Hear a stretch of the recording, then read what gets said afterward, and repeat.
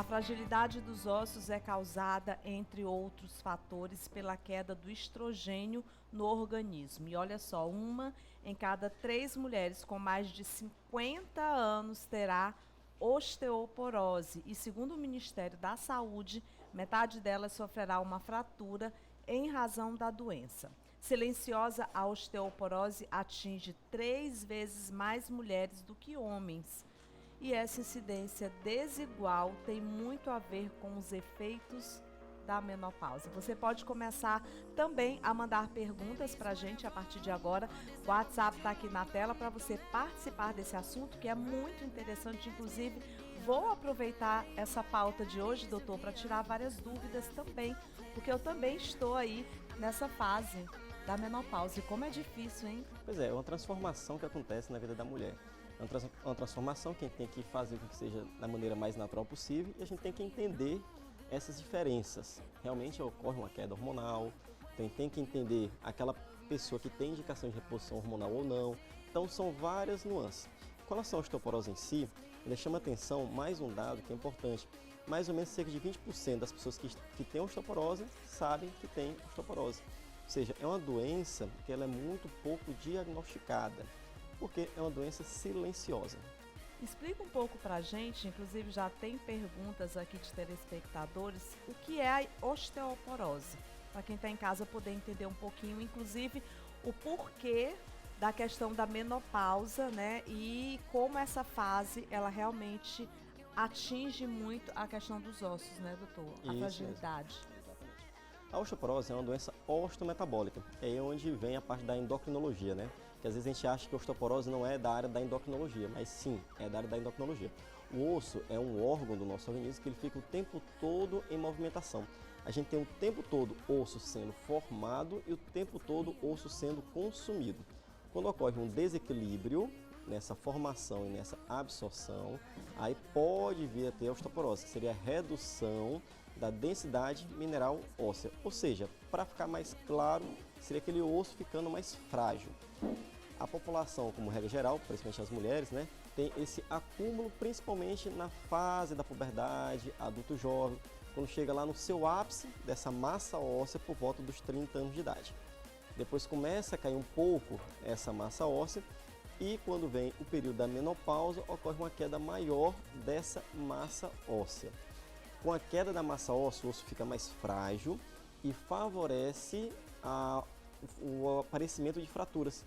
Então esse é o nosso grande detalhe, é o que a gente tem que evitar. E, geralmente é uma fratura que é mais impactante, é aquela fratura que acontece no quadril, que é no colo do fêmur, ou aquela fratura que acontece na coluna vertebral. Grande maioria das vezes, o paciente não percebe que teve até uma fratura dessa vertebral, vai perceber porque está reduzindo a altura, porque ocorre o encurtamento dessas vértebras. E aí é onde a gente tem que ficar atento e tem que fazer exames para poder investigar se tem ou não osteoporose e tratar o quanto antes. E a gente aproveita para fazer um alerta, né, às mulheres aí que estão nessa fase da menopausa, do climatério, porque é exatamente nessa fase aí que a mulher passa a ter muitas mudanças. E aí, quando a gente fala sobre a atividade física, é exatamente essa preocupação que se tem, né? Por isso que é importante, o quanto antes você começar a prática da atividade física, exatamente por quê? Porque a gente precisa que essa massa, né, seja aumentada, seja aumentada, formada. seja formada. Então, essa época da menopausa, a gente sabe realmente que todos os níveis da mulher caem, né, doutor? Isso, a gente tem que ter um cuidado muito especial. Então, quais são os fatores de risco? O que é que favorece mais isso? E fatores de proteção também. O fator de proteção seria exatamente, como a Carla comentou, essa atividade física. A atividade física protege e chama atenção para a atividade física mais resistida, uma musculação mesmo, por exemplo, ela ajuda a proteger da osteoporose. Então é importante, fundamental. A alimentação mais baseada em cálcio mesmo, principalmente nesse período. Adolescência, adulto jovem, leite, derivados, tem mais cálcio mesmo. Um outro detalhe é vitamina D. Vitamina D é fundamental. Nós temos aqui na nossa terra um fornecimento muito bom de sol, mas só que pelo fato do sol ser forte, nós fugimos do sol. Então acontece que a gente tem uma incidência boa do sol, mas a gente foge do sol. Então muita gente tem essa deficiência de vitamina D que deve ser analisada. E fatores de risco? Fator de risco, o fato de ser mulher já é um fator de risco. Mulher tem mais osteoporose do que homem. O peso, se for muito magro, também é um fator de risco. Outro fator de risco, a ascendência, digamos assim, a cor da pele. A mulher mais branca tem uma chance maior de ter osteoporose. Cigarro, tabagismo. O tabagismo está mais associado também à osteoporose.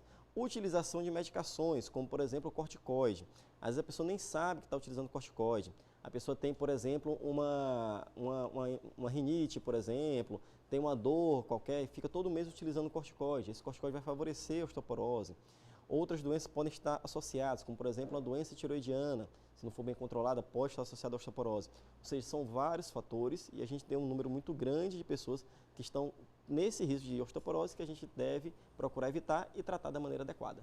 Vai ter um evento, né, doutor Wallace? Me Exatamente. explica, eu quero saber um pouco mais informações.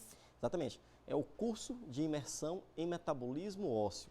É o CIMO. Esse curso de imersão em metabolismo ósseo é um evento nacional da Sociedade Brasileira de Endocrinologia e Metabologia que vai acontecer nesse final de semana aqui na cidade de Teresina. Ou seja, nossa cidade, nossa capital, ela está na rota desse evento nacional, com grandes nomes, uma participação muito importante de colegas reconhecidos nacionalmente e internacionalmente. Eles estarão aqui em Teresina nesse final de semana. Será lá no Hospital Universitário.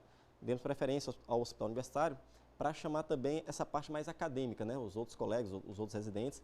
Lembrar que é uma patologia, doença osteometabólica e envolve também, além da endocrinologia, envolve a ginecologia, a geriatria, ortopedia e reumatologia.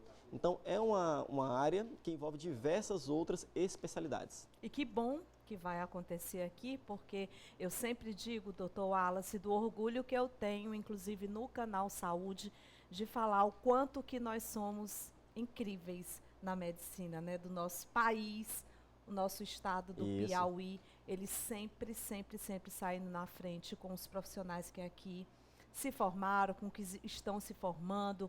A nossa saúde, ela é muito boa, né, doutor? Exatamente. Pensaram muito bem na nossa cidade, com muito carinho. Então, aqui, nesse final de semana, a nossa capital será a capital da doença osteometabólica do Brasil. Olha só, tá vendo? Obrigada, viu, doutor Eu que Wallace? agradeço a oportunidade. Muito bom ter você aqui com a gente, Obrigado. tá bom? Raquel, eu estava falando ainda há pouco aqui do Renato, que ele só usa o senador, né? E eu estava